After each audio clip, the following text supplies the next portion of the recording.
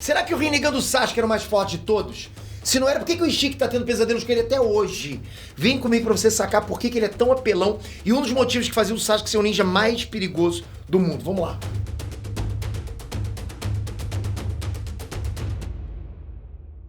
Hey, Trunks, Peter aqui. Galera, não tem como. O Sasuke simplesmente conseguiu alugar um prédio, né? Na mente de todos os vilões que tentaram tirar uma com ele ou com o Naruto.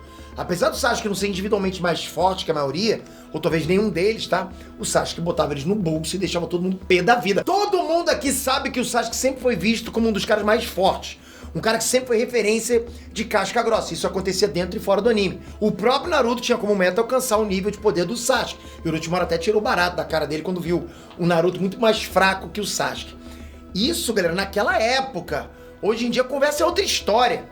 E o Sasuke também foi o tipo de cara que sempre surpreendeu o inimigo com algo incrível que ele tinha. O próprio Kakashi fica surpreso em como o Sasuke usou um ninjutsu do nível de um Jonin ainda criancinha. E como ele quase pegou os sinos daquele teste. Você lembra daquele teste do sininho, né? Quase que ele pegou. O Orochimaru, porra, ele praticamente entrou no ápice da loucura, de satisfação dele, quando ele viu como o Sasuke lutava na Floresta da Morte. De como os movimentos e habilidades do Sasuke eram outra coisa, outro patamar. E tirando a parte bizarra da história, o Orochimaru realmente estava certo. Tanto que ele mesmo disse que ser visto como um gênio que nasce a cada 100 anos era uma piada perto do que o Sasuke era. E claro, nem todo vilão o Sasuke conseguia fazer o que ele queria. Tinha vezes que ele apanhava feio. E por isso tem um vídeo aqui no canal com todas as vezes que varreram o chão com a cara do Sasuke. Eu não perdoo não, pô. Posso ser fã, mas também sou. Né? Sou hater, que é isso? Sou os dois, né? Como é que é mistura de fã com hater? Enfim, confere aqui, ó. Todas as vezes que varreram o chão com a cara do Sasuke, né? Volta depois no vídeo, você sabe que tá nesse ponto aqui, você assiste. Mas não tem como negar que ele sempre foi incrível demais. E nem sou eu que tô falando.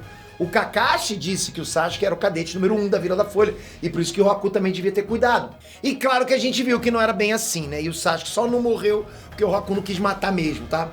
Mas, meu caro mequetrefa aí, o Sasuke conseguiu fugir do Haku uma vez pra salvar o Naruto, e depois até interceptar ele pra salvar o Naruto de novo.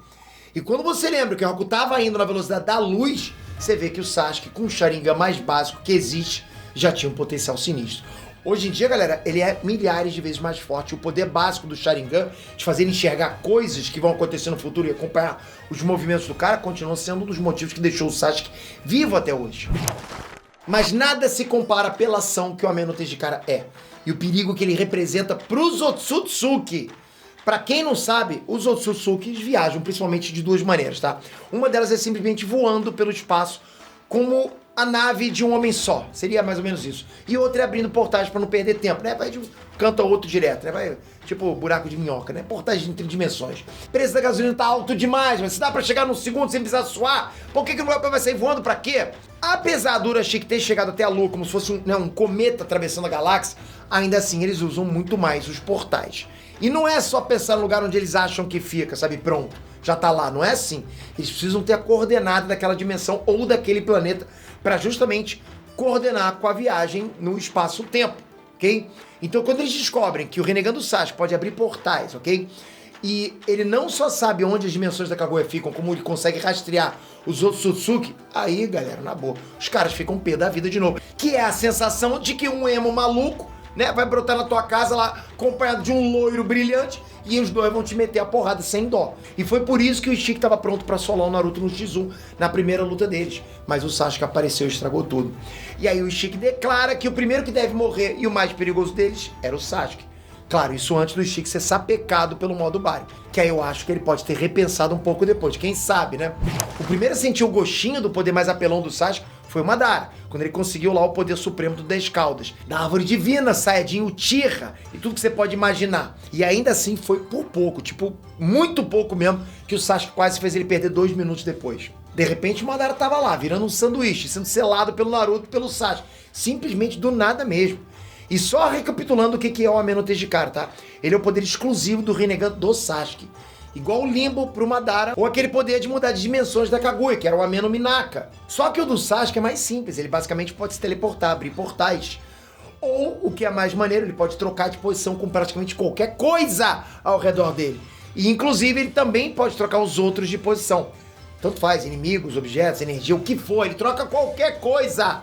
E claro, a próxima da fila pra chorar pro ADM falando que o Sasuke tava de hack foi a Kaguya. E dá pra gente dizer também que o poder supremo do Naruto e do Sasuke era muito, mas muito apelão. O selo Yin Yang, ou Sol e Lua, né, só precisa encostar no cara e ele simplesmente perdia os poderes e aí virava o centro gravitacional de uma nova lua, só isso. Ainda mais um poder que só precisava tocar para anular os poderes do inimigo foi bem útil, quando o Rinnegan do Sasuke literalmente fazia ele escolher a posição de qualquer coisa no campo de batalha. Imagina os próprios vilões quando eles liam o roteiro e descobriam que o Sasuke podia colocar uma espada na garganta deles a qualquer momento. Mas aí que tá, o roteiro também não deixava o Sasuke apelar tanto com esse poder, porque senão, porra, não tinha graça nenhuma. Só que foi um fato de que o Ishiki ficou mais pela vida do que qualquer outro Otsutsuki que foi trollado pelo Sasuke. O Ishiki não era de falar muito, mas maldito Rinnegan foi uma das que ele mais falou. Não tem como, galera, ele foi muito zoado pelo Sasuke. E foi só por causa do Ameno Tejikara que muita gente ficou viva. Esse poder foi uma das únicas coisas que funcionava contra a Kaguya, e foi que conseguiu fazer eles selarem ela junto com a estratégia do Kakashi. Já contra o Momoshiki, foi isso que fez o Sasuke conseguir trocar o Chidori dele com a kunai e furar bem o olho dele. Vixe, galera, em qualquer sentido essa frase já é muito dolorida, né? E foi isso que fez o Boruto conseguir vencer o Momoshiki numa boa. Porque o Rinnegan que absorvia as coisas não tava mais ali pra encher o saco deles. E galera, sabe o que é muito louco de notar nessa cena? É que não só o Sasuke trocou de lugar uma coisa que era de pura energia, eletricidade no caso, né? Como era algo que sobrepunha outro objeto. Ok, eu sei, ficou complexo demais agora, eu sei. Mas calma que eu vou te explicar, vamos lá. Geralmente quando a gente pensa nesses poderes de teletransporte, né? Os animes não costumam considerar que alguém possa teletransportar uma coisa que ocupe o mesmo espaço de outra. Eu vou dar um exemplo que você vai entender. A gente tem a situação que o Sasuke teleportou do lado da Kaguya e depois dele aparecer do lado dela, aí sim, ele fez movimentos de tentar acertar ela. Isso aconteceu, tá lá. Mas o Sasuke poderia simplesmente teleportar de uma forma que o braço, a espada dele, apareça já ocupando o mesmo espaço da cabeça dela. Ele pode fazer isso? Em teoria, sim. E o fato dele teleportar o Chidori, que não era um objeto que estava segurando, né? E sim uma energia que preenchia a mão dele, faz a gente acreditar que sim. Apesar que vale lembrar que não ia adiantar nada, porque a Kaguya era imortal e tinha regeneração. Então, vocês sacaram essa questão? Na situação 1, ele aparece do lado dela e depois tem que mover o braço para acertar ela, o que sempre dava tempo dela escapar. E na situação 2, que eu mostrei pra vocês aqui, ele já apareceu ocupando o mesmo espaço que ela. Ah, Pedro, por que ele nunca fez isso então? Muito simples, galera, muito simples. Se o cara pode fazer uma espada aparecer na garganta de alguém, aí é muito mais fácil e nem tem como o roteiro desenrolar assim. Fora que sempre que o Sasuke aparece perto do inimigo, ele já poderia aparecer de um jeito que a espada tivesse pelo menos colada na cara do cara, né? Sei lá, né? Já chegar tipo 1 milímetro do pescoço do Ishiki pra não perder tempo do cara reagir. Já chega aqui. Mas ele sempre aparece com a distância de pelo menos 1 metro pro Ishiki ter o tempo de reação. Porra. Fora que várias vezes que o Ishiki ia esmagar o Naruto, o Boruto, o Sasuke trocava de lugar com ele e deixava lá ele fazendo papel de trouxa. Porque isso fazia o Rinnegan do Sasuke ser muito irritante. Pô, sempre que o cara tava prestes a matar alguém, o Ishiki ou o alvo dele aparecia em outro lugar e ele nunca conseguia finalizar nada. Pô, ele ia ficar bolado com isso, ia ficar irritado. Vale lembrar também que isso é basicamente o que o jutsu de substituição faz e qualquer um pode fazer. Mas o roteiro simplesmente faz a gente esquecer isso. Porque se eles fazem você lembrar que todo ninja, e é literalmente todo ninja mesmo, tá? Tem um pseudo Ameno Tejikara, aí todas as lutas ficam ainda mais complexas. E bora combinar, Naruto tem algumas das lutas mais complexas e mais maneiras que existem nos animes, né? Então, galera, o motivo da gente ter visto tanto o Momoshiki, o Ishiki e a Kaguya olharem pé da vida e terem falado tanto sobre esse maldito Rinnegan é porque ele é simples, mas ele é um dos mais apelões irritantes que existe. Irritante. O que é muito maneiro, porque o Sasuke parece tanto o DPS do time, atacando forte e tudo mais, só que ele também age como suporte da galera, trocando quem tiver em perigo de lugar pra não morrer. E claro, deixando os inimigos pistolas demais por não conseguirem matar eles.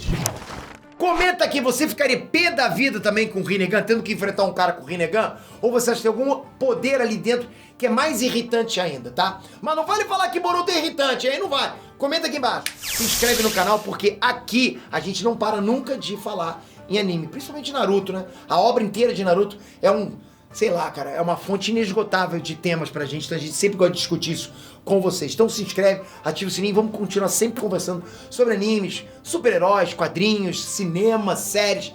Tamo junto, espero você no próximo vídeo. Obrigado de coração, até a próxima. Fui!